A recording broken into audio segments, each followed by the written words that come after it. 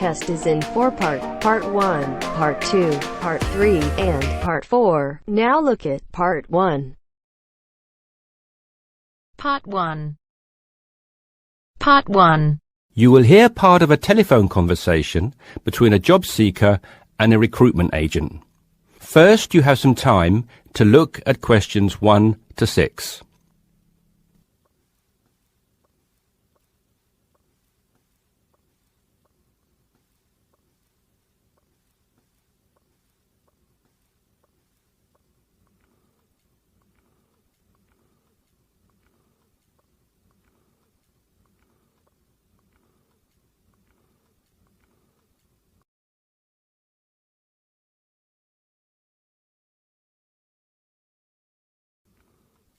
You should answer the questions as you listen because you will not hear the recording a second time. Listen carefully and answer questions 1 to 6. Yes, so that's Janet Thompson. Would you like me to spell it? If you wouldn't mind, thank you. Just the surname, please. No problem. It's Thompson. Great. Now, Janet, before we go through the openings I have here in front of me, might I just take a few more details to complete your profile on my system? Of course. What would you like to know? Well, let's start with your email address, please. OK, janthompson@hort.net. I see. Is that Jan as in Jan? No, that wasn't available. I had to make do with Jann. Here, let me spell it for you again, just to be sure. JANNTHOMPSON@hort.net. Much obliged.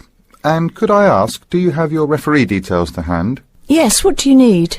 I need 1 work reference and 1 character reference from a friend or colleague.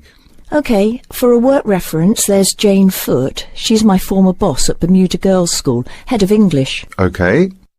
My personal referee is Monica Carbody. Mon and I have been best friends since we met in Bermuda in 1991, when she was deputy head of English under Mrs. Foote. Perfect. And you mentioned, of course, that you're an English teacher, but are there any additional subjects you're qualified to teach? Yes, I have a diploma in special needs, and I can also do history to GCSE level. Very good.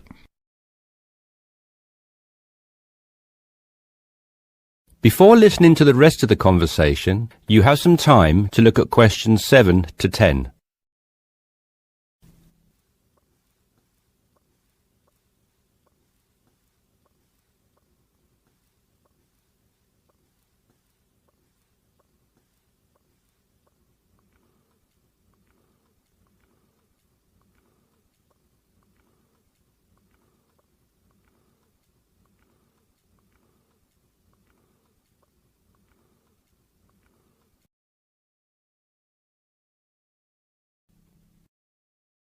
Now listen and answer questions 7 to 10. Do you think I stand a good chance of finding something? Oh, better than good. In fact, we have some positions we can offer you today. You see, it's not so difficult to find a temporary role. Tell you the truth, there are plenty of them around, but getting a permanent position will prove a little more trying, though.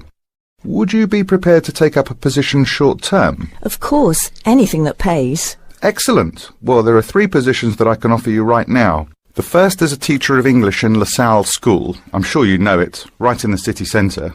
Yes, near where I live, actually. Even better. Well, it's a 6-month contract, and the very attractive thing about this role is that the head of English at LaSalle will, if she's satisfied with your performance after 6 months, offer to make you a permanent member of staff. Wow, that's food for thought. It certainly is, bearing in mind what I said before about how hard it is to find a permanent role. The second position I have to offer you is in a school near Chelsea. It's called the Chelsea Free School. Are you familiar? I can't say that I've heard of it. Well, this contract is for 1 year, which is a lot better, looking at it from a short-term job security perspective, than the first role I mentioned. But you also have to realise that you are a temporary replacement for a female teacher who has taken maternity leave. There is no prospect of the position being made permanent. I see. I have 1 other vacancy at the minute, though I doubt you'll find it quite so appealing. It's situated in rural Cambridgeshire. I'll spell that just in case you want to take it down. CAMBRIDGESHIRE. And the school simply goes by the name Cambridge. though it's not in any way related to the other more well-known establishment of the same name. I was just going to ask that. What a lovely location, though, eh? Yes, but there's a catch. It's only a 6-week contract to cover for someone on extended sick leave. I see. Well, I guess that's ruled out then. What sort of salary can I... That is the end of part 1. You now have half a minute to check your answers.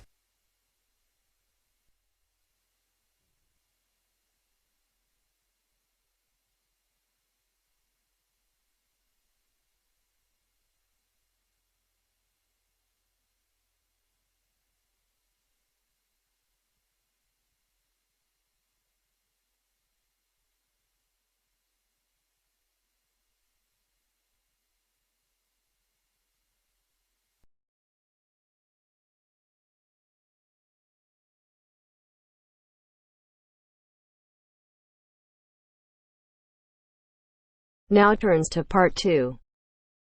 Part 2. You will hear a telephone conversation about a job vacancy. First, you have some time to look at questions 11 to 15.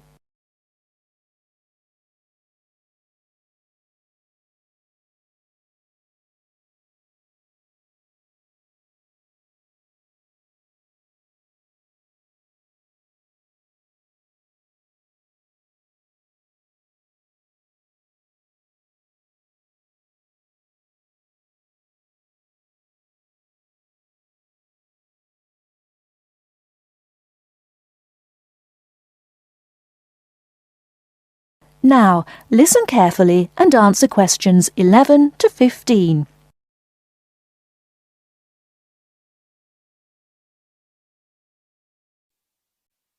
Hello, Top Job Employment Agency. Ellen Sykes speaking. How can I help you? Good morning. My name's Steve Collins and I'm calling about the call centre job advertised in today's paper. For an operative handling credit card inquiries? Yes, that's right. The wages and working conditions are all in the ad, so what I'd like to know now is what the work actually consists of. I should explain that I'm a student looking for a summer job, not long-term employment. That's okay. The people at Intercard say they've always found students to be honest, which of course is essential in this line of work, and they have the basic IT skills needed there.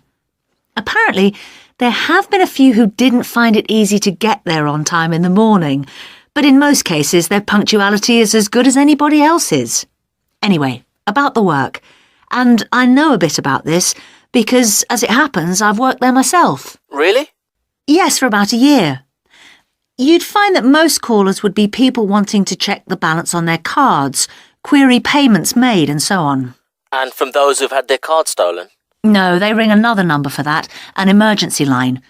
People also call that number if they lose their cards. And what are most callers like? I mean, what kind of people are they? All sorts, really. All ages, every kind of background. Though one definite trend is the change in the number of women. Nowadays, they make up around 55% of the total, whereas years ago, there used to be a majority of men calling.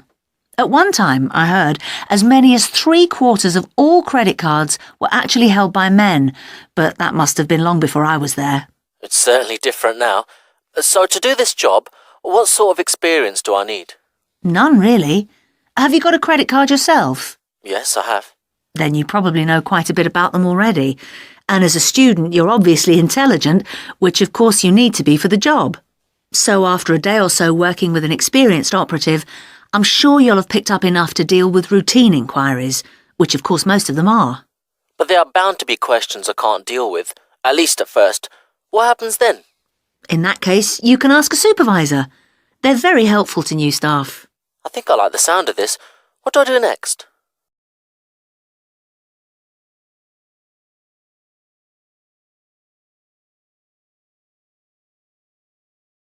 Before you hear the rest of the talk, you have some time to look at questions 16 to 20.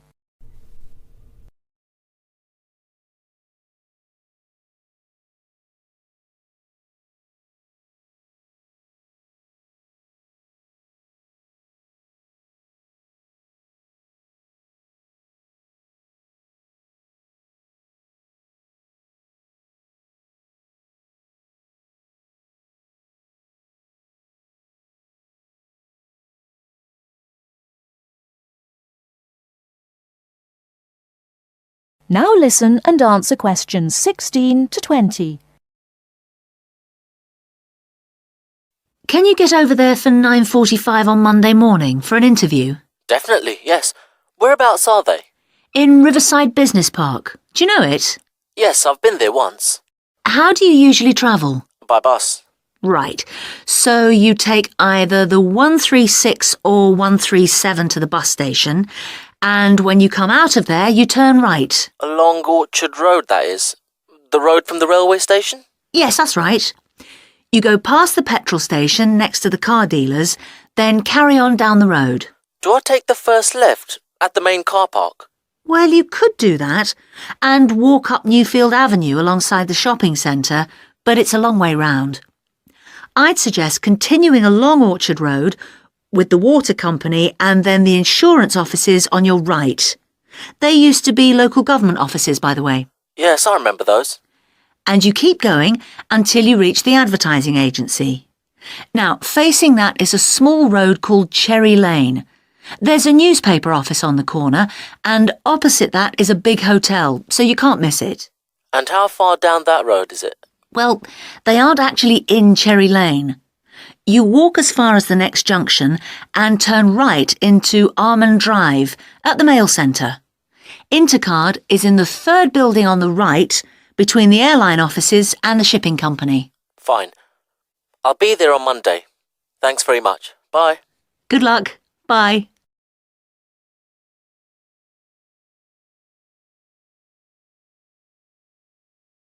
That is the end of part 2. You now have half a minute to check your answers.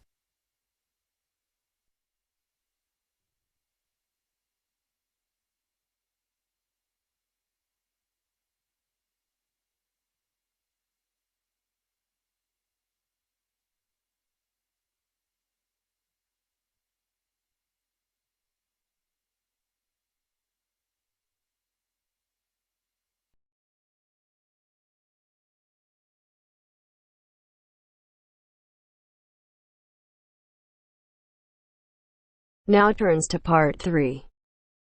Part 3. You'll hear 2 university students discussing a social science lecture they attended. First, you have some time to look at questions 21 to 24.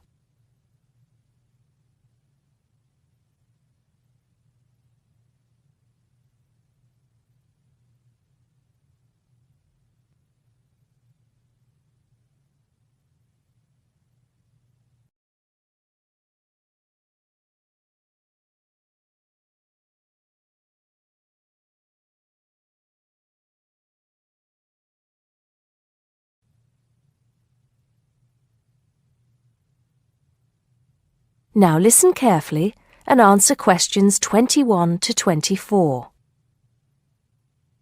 Did you go to the first social science lecture yesterday? Yeah. Didn't you see me there? No. I was trying so hard to understand the lecturer. What didn't you understand? A lot of it, really. For example, he said we needed to study history as part of the course, but I didn't get why. You probably missed it. He said early on that we need to learn from our past mistakes. Right. But he also said we need to put ourselves in the place of our ancestors. Why is that? I think the point is that it's not enough to know how they lived and what they did. We need to know what they thought. I see. And I've written transferable skills in my notes next, but I have no idea what that means. If you study social science, you learn skills that you can use in a job. Oh, right. Is that all? Okay, but why is that? The point he made was that in studying social science, you use a flexible and adaptable approach to learning. Before you hear the rest of the conversation, you have some time to look at questions 25 to 30.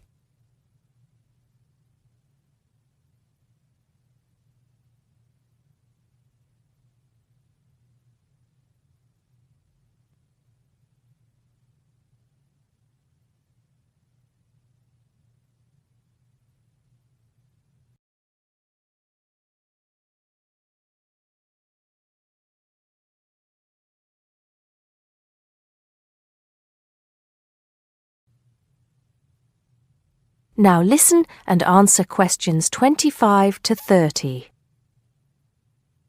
He also kept mentioning all the other subjects we will need to study as part of the course. I didn't write them all down, did you? Some of them. I think I can make sense of my notes. The first one was anthropology, which he said would cover prehistory and archaeology as well. Okay. Then there's economics. I wrote down that this was not meant to mean that we will spend all our time looking at economic theory, but more that we need to see how humans behave. That's good. I don't think I could handle economic theory. He said something about education too, didn't he? Yeah. He said we'll be looking at how cultural information is handed down from one generation to the next through teaching children. He said we'd be focusing on geography too, but I can't really remember which aspects. Can you? I noted it down, I think. Here we are, yes, particularly in relation to urban planning. It's law that I got confused about. I didn't understand why he linked that to economics. I think he meant that laws affect the way wealth is distributed. That makes sense. Now, what are the science wars? Okay, I did get that. The science wars are about how social science collects information. In sociology and social work, and in social science generally, they can only study patterns of behavior and observe.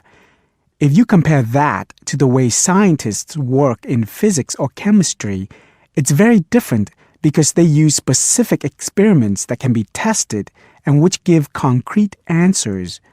Social studies is often accused of being unscientific. That's all. Okay. But it still looks like a good course, doesn't it? You don't have any regrets, do you? None at all. I'm looking forward to it.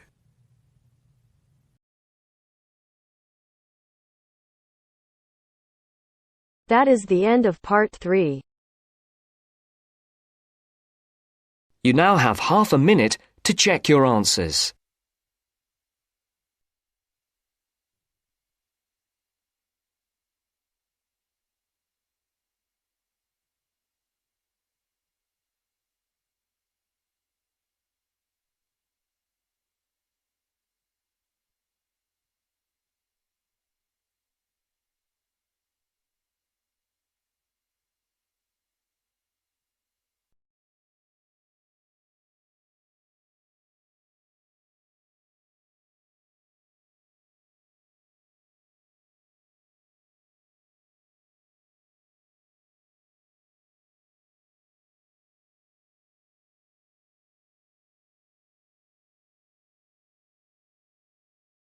Now turns to part 4. Part 4. Listen to the last part of the lecture. As you listen, complete the notes below. First, you have some time to look at questions 31 to 40.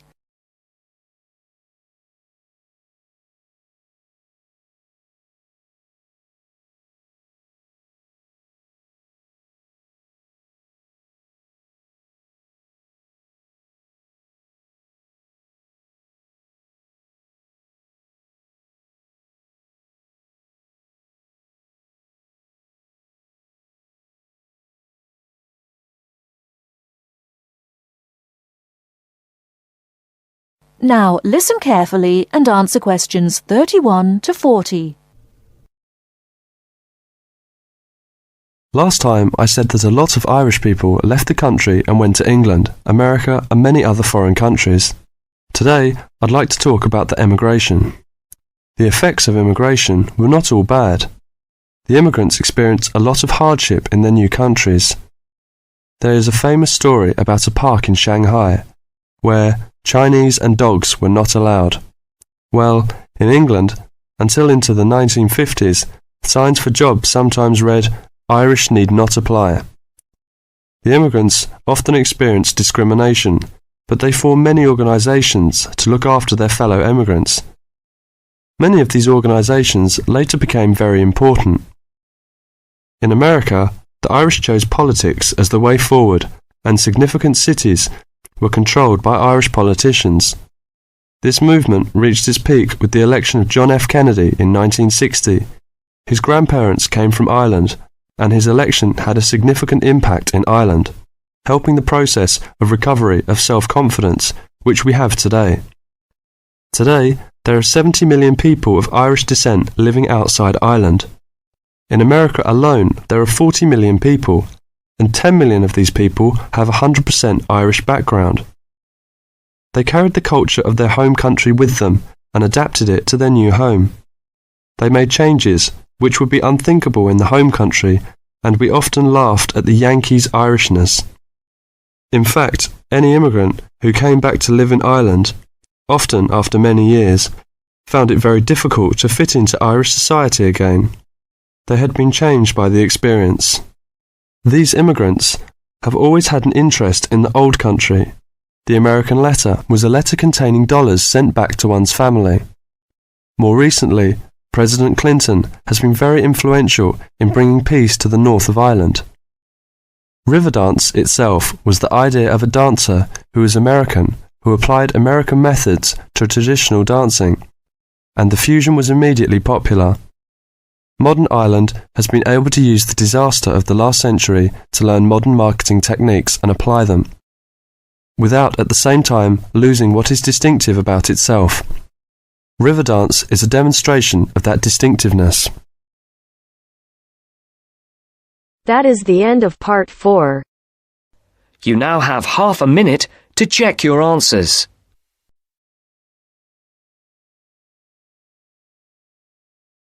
Our hearts beat to the city streets.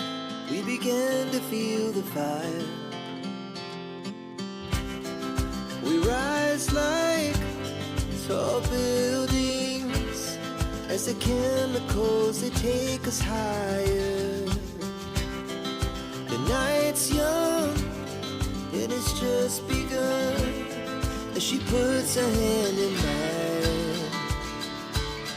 We wanna chase the night, wanna dance to the light, pull the stars from the sky, just two hearts running wild. Never sleep, never stop, as we shout from